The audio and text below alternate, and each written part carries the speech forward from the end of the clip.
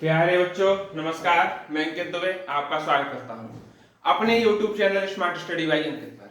यह क्लास है पॉलिटी की, जिसमें आज हम पढ़ने वाले हैं सर्वोच्च न्यायालय यानी सुप्रीम कोर्ट, जो कि पेट में आपका एक चैप्टर दिया हुआ है। तो देखते हैं सुप्रीम कोर्ट के बारे में कि है भारत में एक है, यानी सुप्रीम कोर्ट कहते हैं तो एक है, और वो भी कहाँ है तो नई दिल्ली में स्थित है। यानी कि भारत में एक है और नई दिल्ली में स्थित है।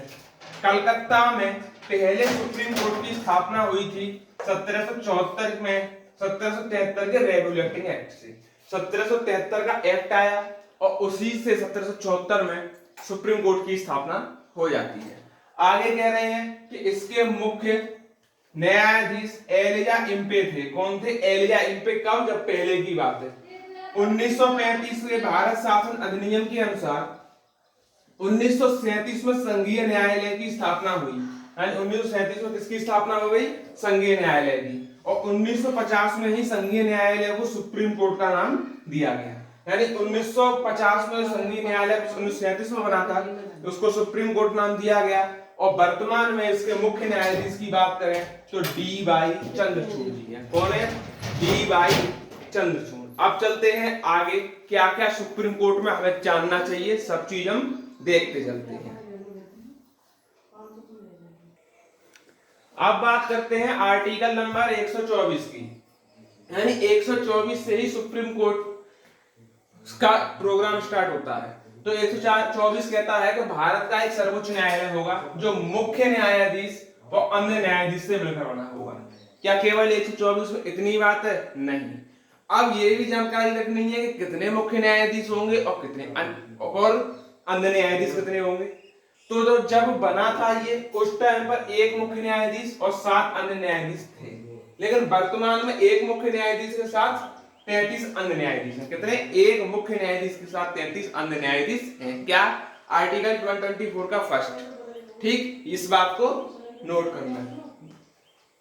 124 यही कहता है।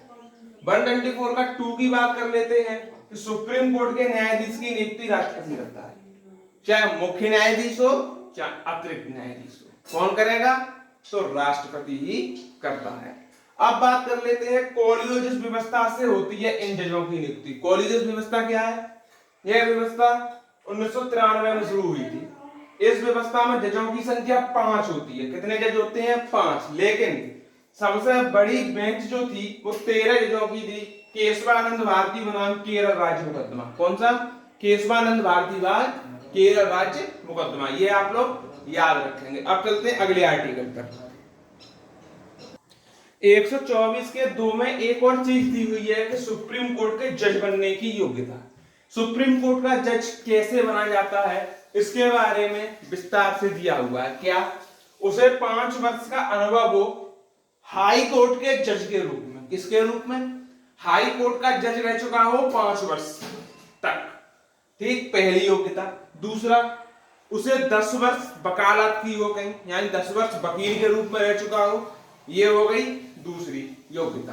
पहली, सुप्रीम कोर्ट के हाई कोर्ट का जज होना चाहिए 5 साल। दूसरा, वकील के रूप में 10 साल। और तीसरा, कानून का ज्ञाता हो राष्ट्रपति की नजर में। कानून का ज्ञाता हो राष्ट्रपति की नजर में, तो वो सुप्रीम कोर्ट का जज बन सकता है।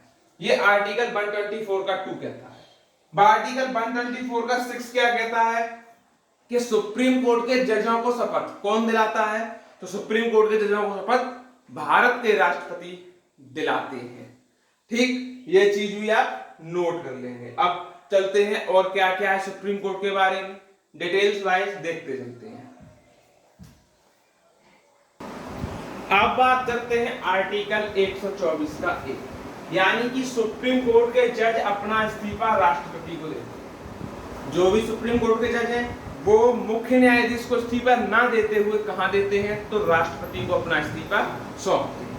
अगला आर्टिकल 124 का 4 कहता है कि सुप्रीम कोर्ट का जज जो है 65 वर्ष की आयु तक कार्य करता है और जिस दिन भर्ती होता है उससे 5 वर्ष तक, यानी कि अवधि से 5 वर्ष कार्यकाल होता है। 5 वर्ष कार्यकाल होता है। ये भी आप याद रखेंगे। ठीक, 5 6 वर्ष होता है, 6 या 65 वर्ष जो भी पहले हो। जैसे कि अभी एक न्यायाधीश है, उनकी एज मान लो 62 है, तो जैसे ही 65 वर्ष होगी वो अपने आप 3 साल बाद अपना ट्रांसफर हो जाएगा, फिर वो जज नहीं कहलाएंगे। ठीक, अच्छा अब कोई 20 साल का है या फिर वो 30 साल का है तो वो 36 साल तक बना रह सकता है। ठीक, ये है कि 6 और 65 वर्ष का अंतर। अब 125वां आर्टिकल क्या कहता है? भारत के मुख्य न्यायाधीश का वेतन 2,80,000 रुपए और अन्य न्यायाधीशों का वेतन क्या होगा? तो 2,50,000 रुपए।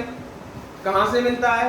भारत की संचित निधि से मिलता है, ये चीज है। अच्छा 127 क्या कहता है? तदर्थ या अस्थायी जजों की नियुक्ति सीजेआई करता है। सीजेआई कौन है? Chief justice of India.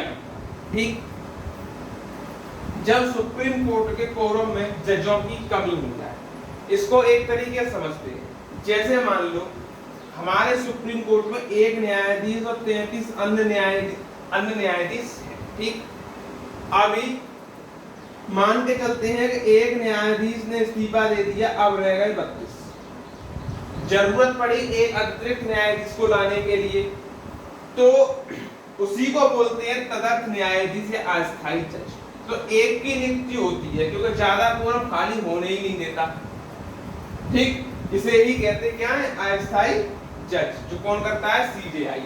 Quorum में जजों की कमी फिर नहीं होती, ये कहता है आर्टिकल नंबर 127।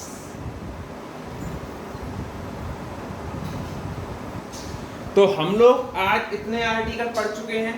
आज अपनी क्लास को यहीं तक रखते हैं, आगे की क्लास कराएंगे जिसमें सुप्रीम कोर्ट की शक्तियों के बारे में बात करेंगे और भी अलग अलग चीजों के बारे में बात करेंगे।